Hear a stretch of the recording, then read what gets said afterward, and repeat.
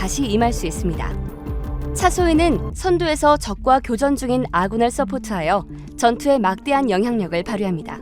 시그니처 액션을 사용하여 아군의 체력을 치료하거나 팀원의 방탄판을 수리해줄 수 있으며 교전 중 탄약이 필요한 팀원에게 접근해 탄약 보충도 가능합니다. 뿐만 아니라 근접 교전 시 적 탐색 모드로 전환하여 가까운 엄폐물에 숨어있는 적의 위치를 노출시켜 보다 우세한 승리를 이끌 수 있습니다. 아군에게 저거넛이 있다면 저거넛 수리 지원을 통해 저거넛과 함께하는 전략에 더욱 강한 존재감을 드러낼 것입니다. 영식이는 전투에 직접적으로 참여하기보다 팀메이트들을 서포트하는 데 최적화되어 있습니다. 적을 조준하는 것만으로도 적의 위치를 아군에게 공유할 수 있으며 주위의 적을 찾아내는 시그니처 액션과 더불어 이는 모래폭풍이 부는 윈드팜 등의 레벨에서 효율적인 사용이 가능합니다. 또한 폭탄의 설치와 해체 실력이 아주 뛰어나므로 1라운드에서 빠른 설등으로 적을 교란하거나 교전을 틈타 빠르게 해제해 승리할 수도 있습니다. 니키는 7전 8기, 그녀를 설명하는 그 자체가 됩니다. 상대가 마무리하지 못하면 반복적인 부활이 가능하기 때문에 중장거리에서 전투를 하며 적을 견제해도 좋고 난전 상황에서 마무리가 안 되었다면 다시 부활을 해 적을 제압할 수도 있겠습니다. 이런 특성을 이용해 샌드백 특기와 더불어 돈을 많이 벌 수 있는 요원들 중 하나이기도 합니다. 또 라운드 시작 전에 시그니처를 사용해 코인을 늘릴 수 있으며 팀메이트에게 나눠주는 것도 좋겠습니다. 하지만 언제나 이런 도박은 쉽게 잃을 수도 있다는 점을 명심하세요. 릴리 로즈는 그로기 상태에서도 주무기를 사용할 수 있습니다. 또한 그로기 씨의 이동 속도가 요원들 중 가장 빠르기 때문에 그로기 이후에도 절대 방심할 수 없는 상당히 위협적인 존재가 됩니다. 더불어 그녀의 VIP 등급으로 인한 탄약 박앤세일은 탄약 확보에도 큰 도움이 됩니다. 이렇게 구매한 탄약은 팀메이트들에게도 나눠줄 수 있으며 화력에 도움이 될 수 있습니다. 사이먼은 적의 시체에서 가지고 있는 코인을 빼앗아올 수 있으므로 운이 좋다면 부유한 상대 요원을 처치하고 이를 이용한 한 방을 노려볼 수 있습니다. 또한 사이먼은 칼에 광적으로 집착하여 나이프로 적을 공격하면 높은 데미지를 입힐 수도 있습니다. 근접 공격에 취약한 저거넛에부터 빠르게 격파하는 것도 매우 어렵지만 권장되는 전술 중 하나입니다. 전공법보다는 교전 중인 적의 후미를 치는 기습작전으로 플레이가 가능합니다. 드미트리는 저격으로 특화된 요원 중 최고입니다. 조준 중에서도 스코프에서 눈을 떼지 않는 그의 스킬은 저격총을 사용할 수 있는 시기도 빠르기 때문에 적절한 사격 위치를 찾게 된다면 저격수를 두려워하는 적의 진출을 막기에도 적합합니다. 요원들이 마음 놓고 작전을 펼칠 수 있도록 명사수의 실력을 보여줄 수 있습니다. 전장 활용법입니다. 전장은 날씨와 파괴 가능한 물체들, 그리고 지형 지물의 변화 등에 의해 각각의 특성이 존재합니다. 날씨의 변화는 미니맵 우측 상단에 표시되는 날씨 아이콘으로 이번 라운드에 어떤 날씨가 동작할지 예상할 수 있습니다. 또 자기장이 있는 경우 자기장 밖에 설치를 해 적의 해제를 어렵게 하는 것도 전장에서 공통적으로 쓰이는 주요 전술 중 하나입니다.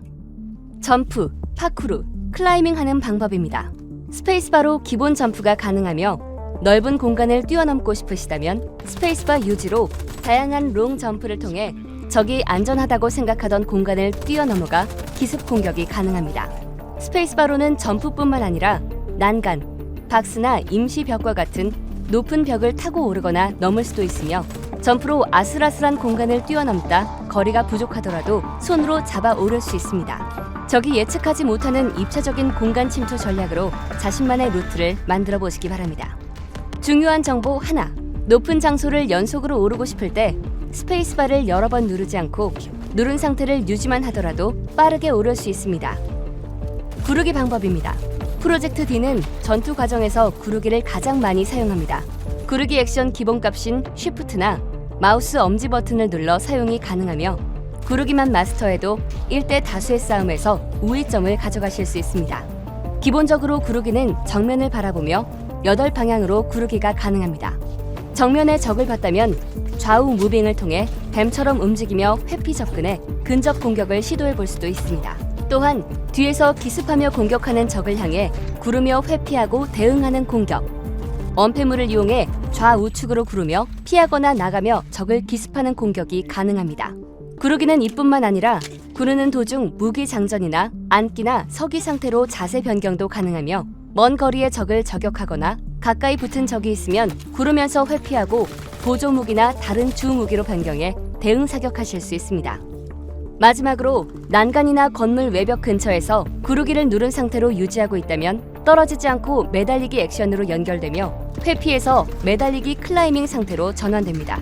이 상태에서 다음을 도모하거나 좌측이나 우측, 떨어지기 등 다양한 이동 액션 또한 가능하며 높은 곳에서 떨어지면 큰 데미지로 체력을 잃거나 사망할 수도 있지만 타이밍을 잘 맞춰 구르기를 사용하면 최소한의 데미지만을 입으며 낙법할 수 있습니다.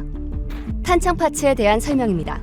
프로젝트 D에서는 무기 탄창 파츠의 경우 대용량 탄창과 파쇄탄 탄창 타입 두 가지를 선택할 수 있는데요. 대용량 탄창 파츠는 한 번의 장전으로 많은 양의 탄을 격발하기 유용한 탄창 파츠이며 파쇄탄 탄창은 보통 탄창의 용량이지만 적 방탄유나 월드에 존재하는 파괴 오브젝트를 일반 탄보다 매우 손쉽게 파괴할 수 있는 총알을 사용할 수 있게 됩니다. 탄의 종류 변경 없이 파츠의 상태만으로 다양한 대응이 가능한 만큼 라운드별로 아군과 상위해서 전략적으로 나눠 사용한다면 뚫기 어려운 구간을 손쉽게 파괴해 숨어있는 적을 빠르게 제압할 수 있습니다. 단단한 방탄으로 무장된 적군의 방탄을 빠르게 파괴하며 동료와 함께 마무리하는 협동적인 플레이도 만들어낼 수 있습니다. 게임 후반부에 등장하는 강력한 저거넛은 일반 탄으로 대응이 쉽지 않지만 파쇄탄을 이용한다면 효율적으로 대응하실 수 있으니 저거넛 등장이 예상된다면 미리 파츠를 교체하시길 바랍니다. 파괴가 가능한 오브젝트의 종류는 다음과 같습니다.